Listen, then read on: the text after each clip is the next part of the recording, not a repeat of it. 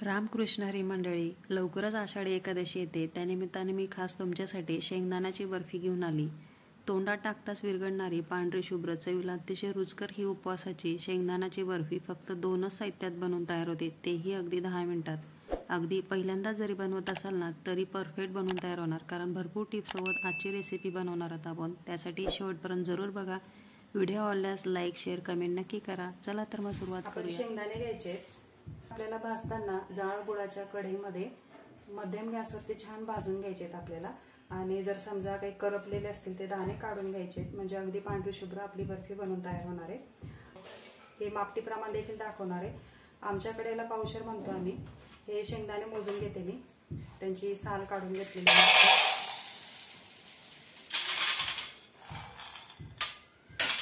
पावशेर शेंगदाणे घेतलेत मी. पावशेर शेंगदाणे आणि साखर आपल्याला अर्धा पावशेर वापरायची, म्हणजे शेंगदाण्याच्या निम्मे साखर वापरायची. आणि जे पाकासाठी पाणी घेणारे आपल्याला साखरेच्या निम्मे वापरायचं आहे, म्हणजे 1 कप भरून. रेशो तुमचा लक्षात आला असेलच. 1 पावशेरभर आपल्याला शेंगदाणे घ्यायचे, नक्टभर साखर घ्यायची आणि 1 कप भरून पाणी घ्यायचंय. हा रेशो आहे आपल्याला. आता तुम्हाला मी मेजरमेंट कपने मोजून दाखवते. हे बघा, हा रेग्युलरचा मेजरमेंट कप आहे.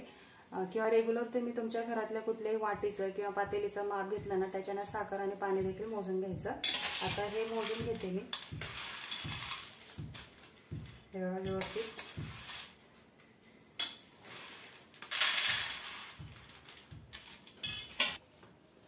हे बघा, हे 2 कप भरलेले आहेत आपले. आता हे 2 कप आपण भाजलेले शेंगदाणे घेतले. 1 कप आपल्याला साखर घ्यायची, बरोबर, आणि अर्धा कप आपल्याला पाणी घ्यायचंय. म्हणजे 2 कप शेंगदाणे, 1 कप साखर आणि अर्धा कप पाणी. हा अगदी साधा सरळ आपला रेशो आहे. जर आपण परफेक्ट मेजरमेंट करून जर घेतलं ना, खूप अगदी परफेक्ट आपली ही बर्फी बनवून तयार होते. खूप साधी बनवायला, सोपी आहे. फक्त आपलं मेजरमेंट व्यवस्थित असावं. व्यवस्थित वाटीने किंवा एकाच भांड्याने आपल्याला शेंगदाणे आणि हे देखील आपल्याला मोजून घ्यायचंय. त्यामुळे अगदी परफेक्ट आपली बनवून तयार होते. छान असं मोकळं मोकळं आपलं कूट तयार झालं. आता पुढचंच आपण घेऊया. एकत्र असं भांडं भरून केलं ना तर त्याचा असा गोळा तयार होणार आहे. बघा, थोडं थोडं करायचं. छान असं रवा टेक्स्चर आला पाहिजे, जसं खोबऱ्याचा चुरा असतो ना त्याप्रमाणे. हे बघा, किती छान असं रवा टेक्स्चर आलेलं आहे. 2 कप आपले शेंगदाणे होते, तर आपल्याला 1 कप साखर घ्यायची. खूप बनवायला सोपी बरं का ही रेसिपी. 1 कप आपण साखर घेतली. आता याच्यात अर्धा कप पाणी टाकायचंय.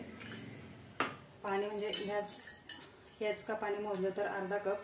मी तुम्हाला ह्या रेग्युलर चहाच्या कपाने मोजून दाखवते. जर तुमच्याकडे मेजरमेंट कप नसतील ना ह्या पद्धतीचे, तर तुम्ही हा पावशेर घ्या. 1 पावशेर शेंगदाणे घ्यायचे, अर्धा पावशेर तुम्ही साखर घ्यायची, म्हणजे 1 नकटभर, आणि 1 कप भर पाणी घ्यायचं. अगदी परफेक्ट माप येतं. आता याला पण पाक करण्यासाठी गॅसवर ठेवायचं आहे. हे बघा, कढई छोटी पडणार आहे ना, म्हणून मी याच्यात ओतून घेते. साखर विरघळेपर्यंत आपल्याला एकसारखा चमचा फिरवायचा आहे. ज्या भांड्यात आपण बर्फी टाकणार आहे ना त्या भांड्याला आपल्याला तेल किंवा तूप लावून घ्यायचंय. आता बघा, पाक कसा तयार करायचा आपल्याला. त्याच्यासाठी एका मी डिशमध्ये पाणी घेतलेलं आहे. त्याच्यात आपण टाकून पाक चेक करणार आहे की किती आपल्याला पाक एकतारी करायचा आहे का कसा करायचा आहे, तुम्हाला दाखवणारच आहे पुढे मी.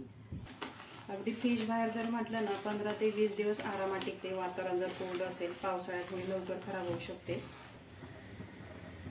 हे बघा, असं टाकल्यानंतर पसरतोय बघा, तो दिसत असेल तुम्हाला. आपल्याला गोळी तयार होईल अशी, एवढा पाक आपल्याला तयार करायचा आहे. म्हणजे हा पाक टाकल्यानंतर अशी गोळा तयार होईल बघा त्याचा, आणि तो असा हाताने सरकवला जाईल. ह्या कन्सिस्टन्सीमध्ये आपल्याला पाक तयार करायचा आहे.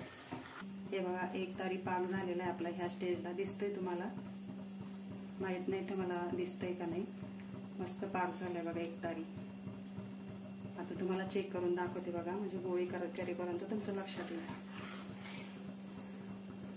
हे बघा, थोडंसं उलटण्यावर घ्यायचं, असा एकाच जागेवर आपल्याला टाकायचा आहे आणि हा गोळा करायचा आहे. बघा, अजून नाही झालं, पसरतंय हे बघा, म्हणजे अजून नाही झालंय, आपल्याला अजून करायचा आहे पाक.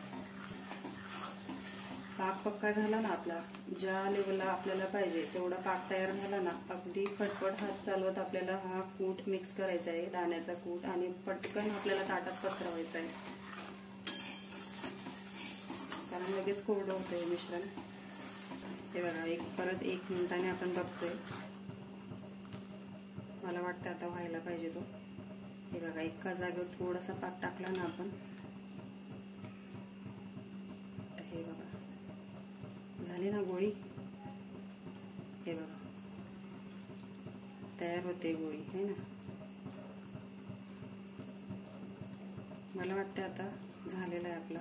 तर हे बघा गोळीच आहे, अजून उशीरपर्यंत गोळीच झाली, पसरला नाही तो. हे बघा अजून देखील हा तो गोळाच आहे त्याचा, अजिबात पसरलेला नाही. म्हणजे आपला पाक तयार झाला आहे. इकडे मंद गॅस चालू होता माझा. मी गॅस या स्टेजला बंद करते आणि हा कूट टाकून घेते मी. अगदी पटपट आपल्याला करायचंय सगळं.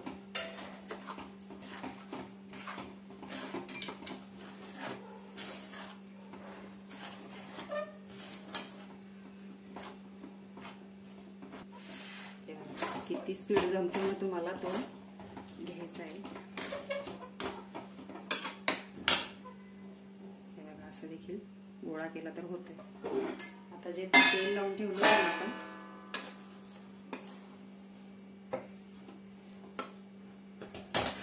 छान पसरून घ्यायचं.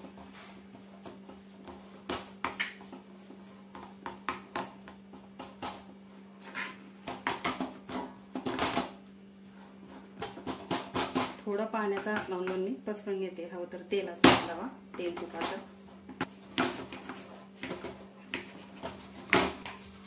छान वाटीने थापून घ्यायची. कोमट झाल्यावर पटकन आपल्याला वड्या पाडायच्या. पाडून बघते मी.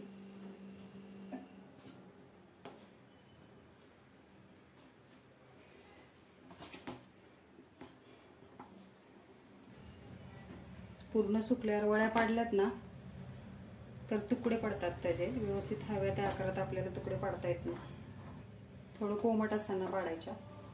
हे बघा 10-1 मिनिटं झालेली. काढून बघू आपण कशी झाली ती.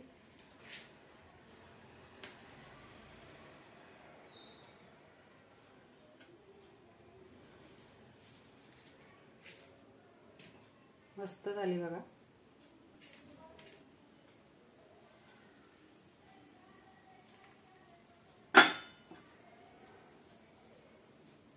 हे बघा जे कडेचे आहेत ना त्याचे थोडेफार हे तुकडे होणारच आहेत.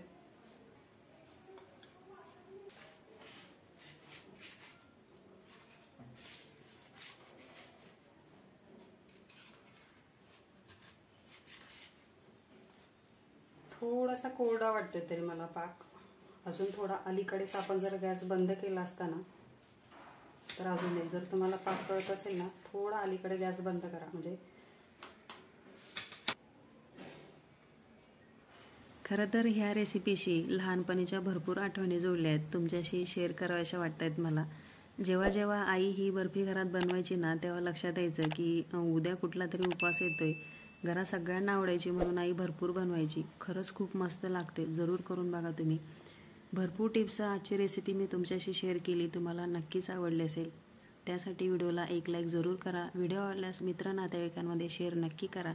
असेच मस्त रुचकर पदार्थ पाहण्यासाठी स्मितूज रेसिपीला सबस्क्राईब जरूर करा आणि जवळची बेलघंटा नक्की दाबा. चला तर मग पुन्हा भेटूया अशाच नवनवीन रेसिपीसोबत. तोपर्यंत धन्यवाद.